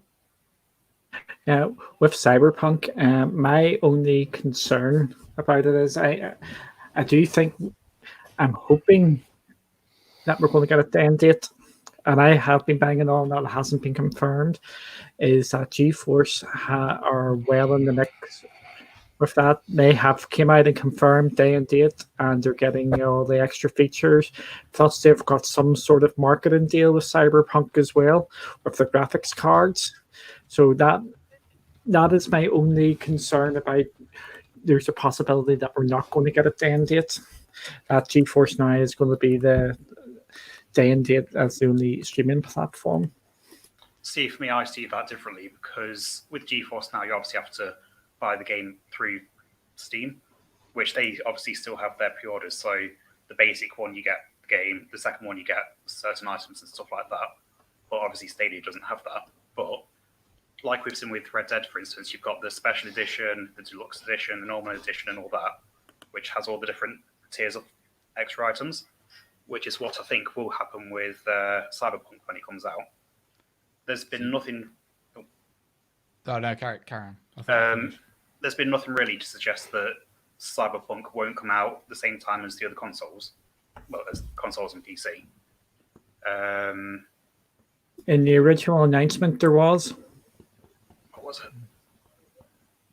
Yeah, it was going to be coming later on. But the other thing is, Doom is a good example of this. So yes, we haven't yet been able to pre-order any titles, but I struggle with this one a little bit because I've seen people complaining about it. The base version of Doom allowed you to have the same things as pre-ordering Doom. Actually, because I got a review copy and I'm very grateful for that. Oddly, that meant that I didn't get the pre-order bonuses, even though I got like the Ultimate Edition. I can't remember what it's called now. That's bad. So I got the top edition of Doom, but it didn't include the Toot pack, which if you bought the base version of the game, it did include it. Just talking about the pre-orders, I think pre-orders need to come, and it's not from, oh my god, you have to do it now, and it's actually from a money saving sort of, not money saving, money budgeting perspective. So you can actually buy your games in advance and have the money already paid out for it. It's actually not for pre-order bonuses or whatnot, because you don't really need to pre-order games, but it's more just for the people who can budget at it. Yeah, well, there is 0 point of pre-ordering a game other than budgeting for Stadia, because the second it's available in your country, you press one button. If you've saved your details, put in your 3-digit security code, and then you've got the game anyway. It's literally a less than a minute process to buy a game and play it. Well, I did the video, which is, it worked out about 1 minute 25 seconds to purchase Lost Words and then be in the game to play it. That's it. And you could cut that down by the amount of time it took me to physically click buttons and stuff like that. You could probably do it in just over a minute, I reckon, if you really tried. See, for me, with that, like, I heavily agree with what you just said. What both of you just said. For me, it's the ability to know that I've already pre-ordered the game, so when it does come out, I can play it day one. Because for all I know, I could have an emergency, meaning I need to spend more money. Therefore, I'm not then able to be able to play that game. So you'd rather pre-order the game than eat it at a later date? Yes. Because you leave yourself with no money to eat. Yes. Yeah, budgeting, yeah, wise. I get it. Yeah, So now we're back to Calm four down, people. Tiger. It works. Carol Baskin. You bastard. yeah, it's more for like the winter time, so when all the big hitters come out, and then you can see, oh, I need about 400 or 500 quid here just to get all the games I want. So you can you can pre-order in advance. That's the only thing. And with the way Stadia works, if you buy a game, you can return it within 2 hours, so it's pretty safe. That's actually one of my favorite things about the Stadia platform. That especially if you just want to review a game, like a first look, you can buy any game on the marketplace, play it for an hour and 55 minutes, come out of the game, get your money back, and you've definitely got enough content to do a first look or even a quick live stream. See, just quickly going back to what Dan said about Stadia being at Gamescom. I think it was Dan that mentioned that with Doom, the Stadia logo, it took a while for that to actually appear on Doom. Appeared a week before it came out. See, I think that's going to be the same with the I can see the name of it, the Saints Row remake that they're doing. Like, Stadia's not listed on there at all. But I think that will come at a later date. Are you doing the blue steel, Daniel? As well as the rumored Crisis game that's potentially coming. Because again, the images that have been shown or leaked from that, they show PlayStation, PC, Xbox, but again, no Stadia, which again could come out at a later date. Crisis. Yeah, it is a crisis, I think. It's going to be, again, we're getting into the fun period now if these big games don't come to Stadia, because Stadia has been announced now for nearly the guts of 18 months, or we're coming up to 18 months, a good year now. So the game should have actually been in development for Stadia as well, if we're going to be completely honest, or the ports of them. So we just need to keep an eye on that, because if this continues on where we don't get them, it's going to turn people off the platform, to be completely honest. Yeah, you don't want Stadia just becoming the one-stop place to play all your indie titles, and that's it. I don't want that to happen, but I'm sure that it would actually still be a viable marketplace for the people that play that kind of game more than anything else.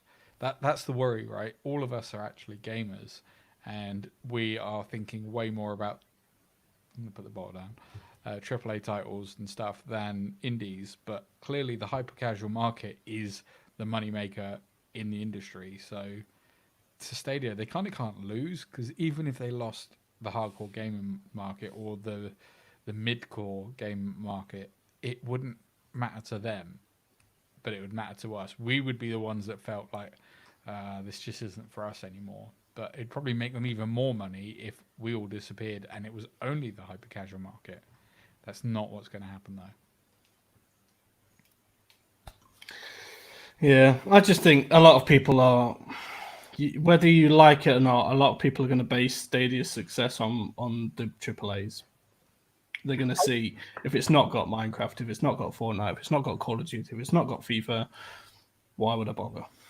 I put them for, there's only two, I think, which really matter, and that's FIFA and Call of Duty. Kelly keeps on banging on about this point. Don't like giving her credit either. Don't know who who I don't like giving credit to more. You're Her, gonna slap from behind in a minute.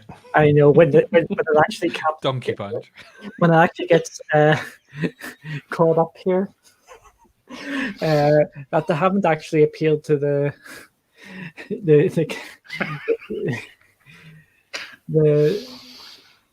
oh, Tommy's talking one.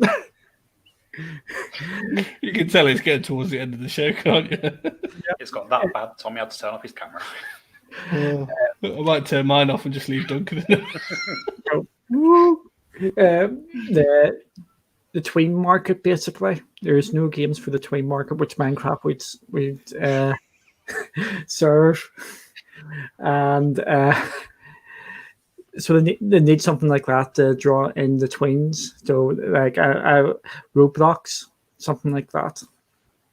Yeah, it's like for me, I despise Fortnite with a passion, but if it means being able to bring more new people to the system, then so be it. Yeah. I'm back. Composed himself. I am now getting attacked. So I think, unless anybody's got anything else to add to this, I think we can go ahead and wrap up now before we hit the 2-hour mark. We've had quite a lot to talk about today, so it's been fantastic having all of your opinions as well, as always. Thank you, my lady. And thank you for everyone in the chat as well that's got involved and given us to talk about.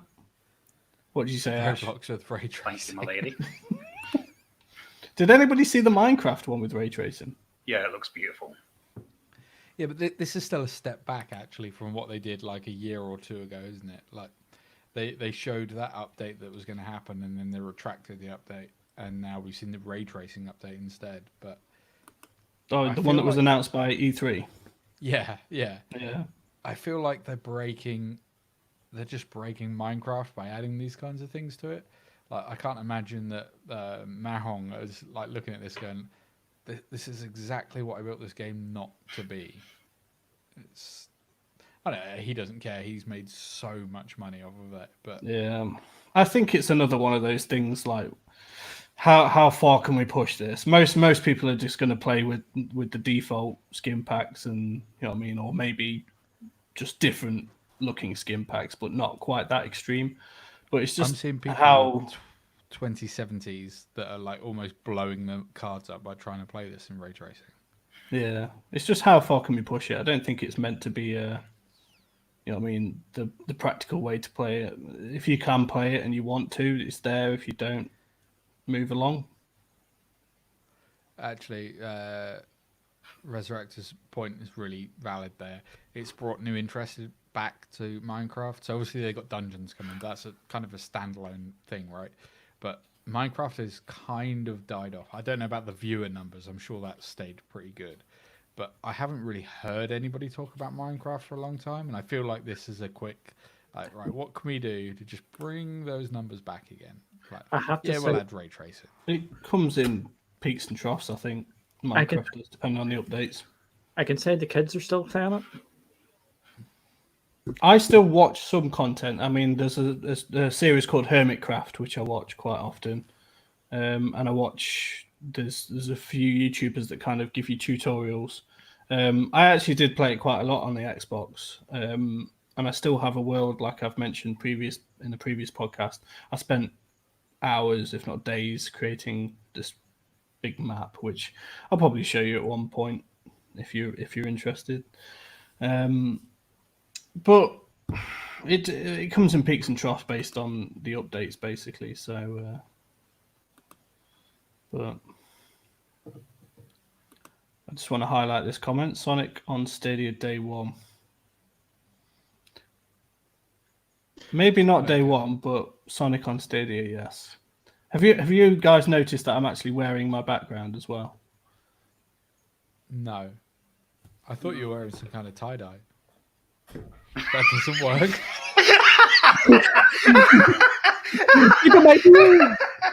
Oh, well, print screen. Oh, my green screen's buggered up.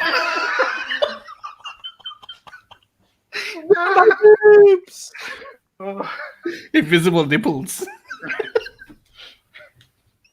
Oh my god.